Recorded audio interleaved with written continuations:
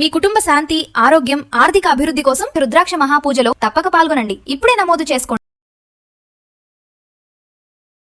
భారతీయులైన వ్యక్తులు 60 ఏళ్ల తర్వాత అనేక సమస్యలతో బాధపడే అవకాశం ఉంది. ఆరోగ్య సమస్యలు, ఆర్థిక సమస్యలు, కుటుంబ సమస్యలు, ఉద్యోగ సమస్యలు, రకరకాల సమస్యలతో బాధపడతారు.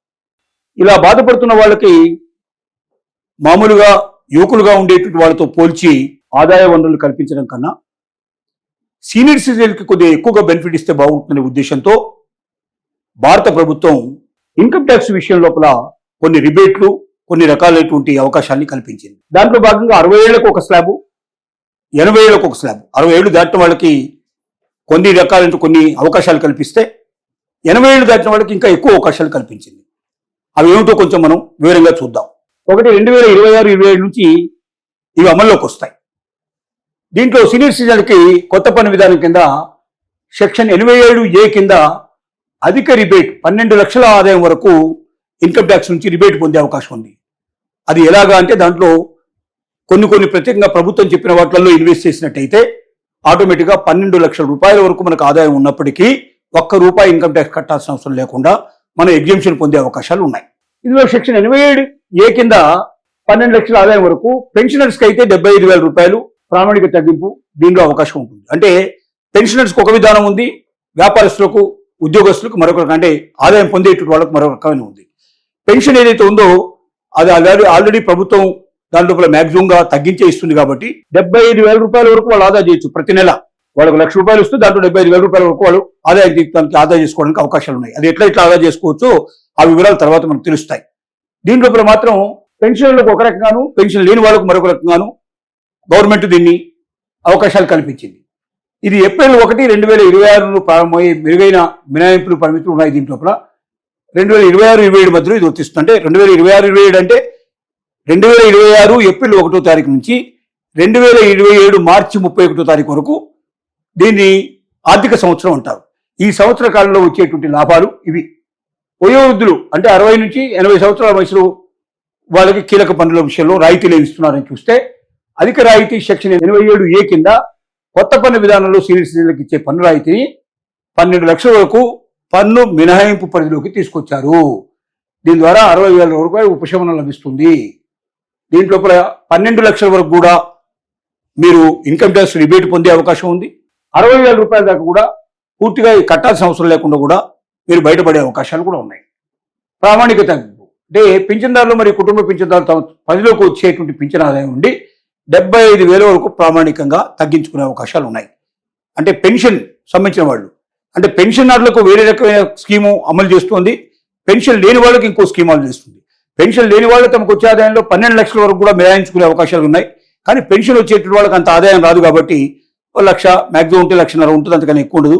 దాంట్లో 75,000 వరకు మినహాయించుకునే అవకాశం దీంట్లో ఛాన్సెస్ ఇచ్చారు. ఇక మినహాయింపు పరిమితి ఏమిటి?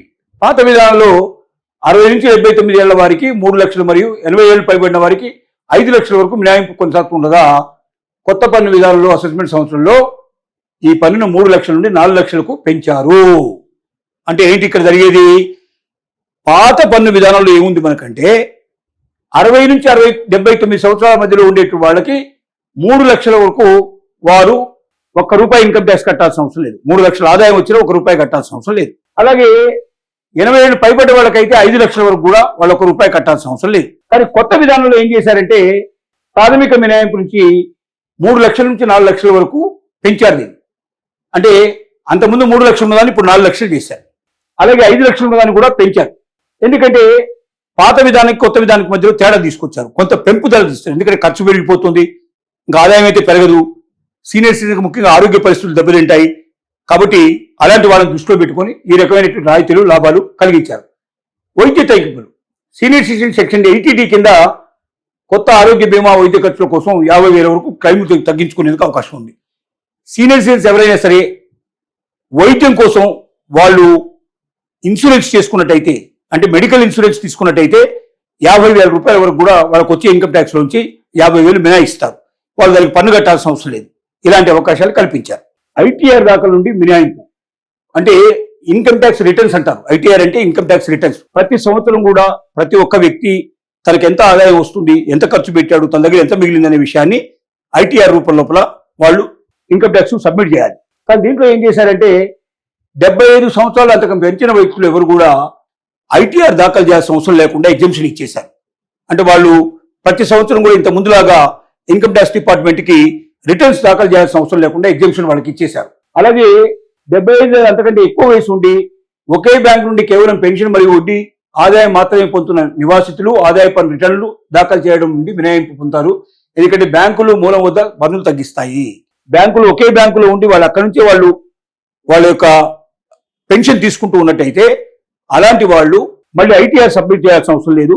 బ్యాంకే ఏం చేస్తుందంటే వాళ్ళకి చెప్పినటువంటి దానికన్నా ఎక్కువగా వాళ్ళకి ఆదాయం వచ్చినట్టయితే ఆటోమేటిక్గా దానిలో ఇన్కమ్ ట్యాక్స్ కట్ చేసుకొని ఆ డబ్బులు గవర్నమెంట్ సబ్మిట్ చేస్తుంది. కాబట్టి కొత్తగా ఐటీఆర్ సబ్మిట్ చేయాల్సిన అవసరం లేదు. గవర్నమెంట్ ఎగ్జిబిషన్ ఇచ్చింది. పాత పన్ను విధానం ఏమిటి? పెన్షనర్లు పెట్టుబడిదారుల కోసం కొనసాగించబడింది.